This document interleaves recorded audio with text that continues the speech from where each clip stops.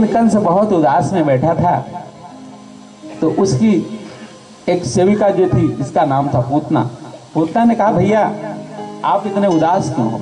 वो भाई कंस को मानती थी।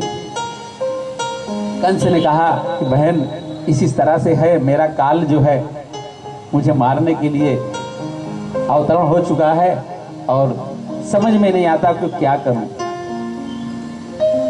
पूतना ने कहा, तुम चिंता ना करो, मैंने सुना है कि नंद के यहाँ एक छोरा पैदा हुआ है, तो पहले वहीं से स्टार्ट करती हूँ, पहले चल के उसको ही सफा करती हूँ, खत्म करती हूँ, उसके बाद में और जो बचे खुचे रहेंगे सबको चट करूंगी, टेंशन मत लो, बचेगा कोई नहीं। बोले ठीक है बहना, तू अपने हिसाब से देख, क्योंकि मेरी मृत्यु का सवाल है। पूतना खूब सज बज करके पन ठन करके इस तरह से चली कि महाराज जैसे महारानी हो, और नंद के यहाँ सब उत्साह कुछ न कुछ होते ही रहता था। लाला जब से पैदा हुआ तो उत्साह ही उत्साह, उत्साह ही उत्साह, कुछ न कुछ बधाइयाँ, गीत, मंगल गीत सब चलते ही रहते थे। अब कुछ बधाइयों का त्योहार चल ही रहा था भगवान लाला के प्रकट होने का। उसी में पूतना आई, और पूतना इतनी सामर्थ्य थी, इतनी सुंदर रूप बना के आई कि किसी की हिम्मत भी ना पड़ी पूछने की कि तुम कौन हो और क्यों घर के अंदर जा रही।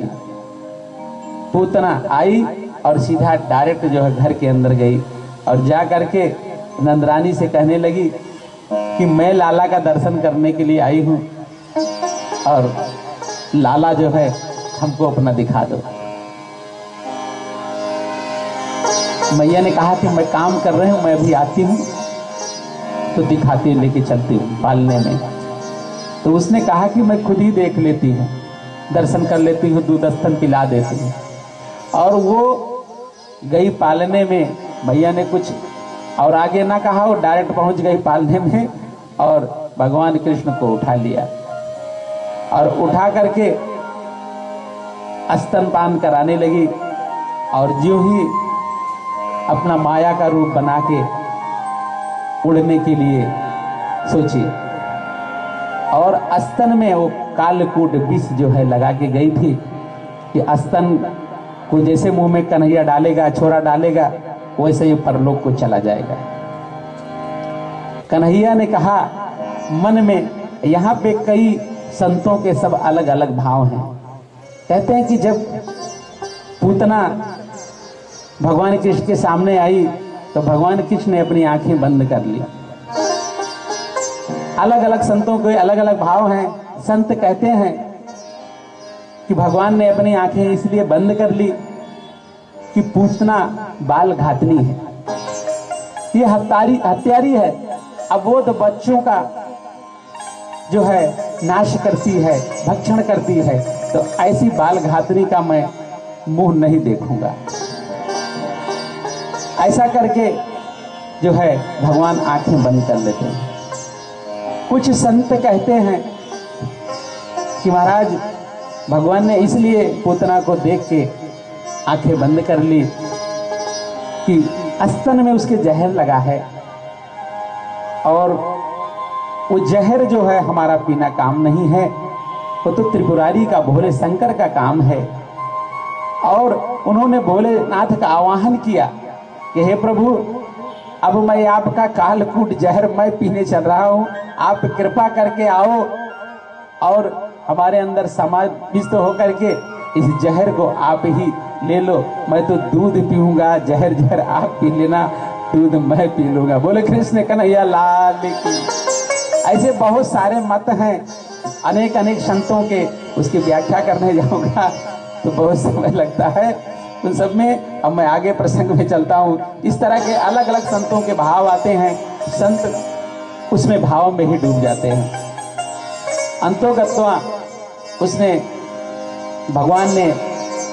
भगवान के मुंह में जब वो स्तन अपना डालती है तो भगवान ने कहा कि मैं तो स्तन बाद में पीऊंगा, मैं तो तेरे पहले प्राणों को पीऊंगा। भगवान ने अब उसके प्राणों को, प्राणवायु को खींचना स्टार्ट किया, और पूतना छटपटाने लगी। वो पूरा राक्षसी का स्वरूप उसका उभर आया और वो आकाश में लेके भगवान को बोल कृष्ण कन्हैया लाल की।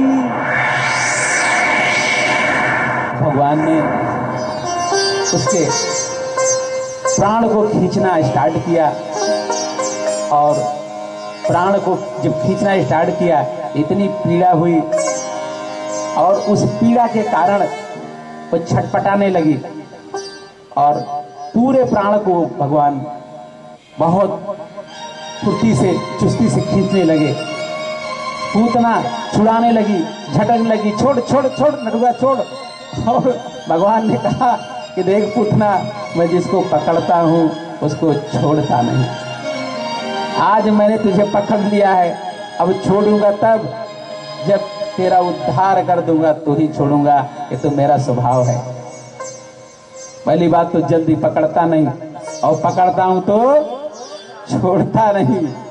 अब आज पकड़ लिया हूं तो तेरा उद्धार करके ही छोड़ूंगा। भगवान ने उसका उद्धार किया और पूतना ऊपर से निष्प्राण होकर धड़ाम से नीचे गिरी। बोल कृष्ण कन्हैया। महाराज कहते हैं कि वो जहां जहां गिरी कम से कम 15 मील की दूर में वहां के सारे वृक्ष और जो भी कुछ थे संपत्तियां वो सब छट हो गई, विनाश हो गई।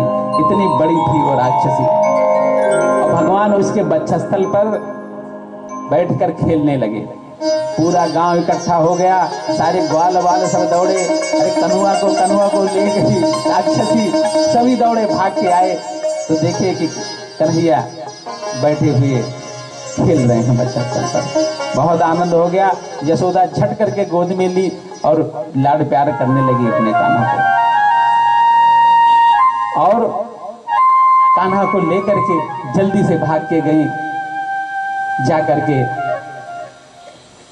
कहते हैं कि जब कोई, अभी तो करते हैं कि नहीं करते हो नहीं पता, लेकिन ऐसा है कि जब कोई विपत्ति आती है तो शास्त्रीय धर्म से कहा जाता है, शास्त्र से, कि गौमूत्र छिड़क करके गौशाले में ले जा करके और पूंछ से जो है गौ माता की पूंछ से बलाइयां दूर करते हैं। इससे बला टलती है।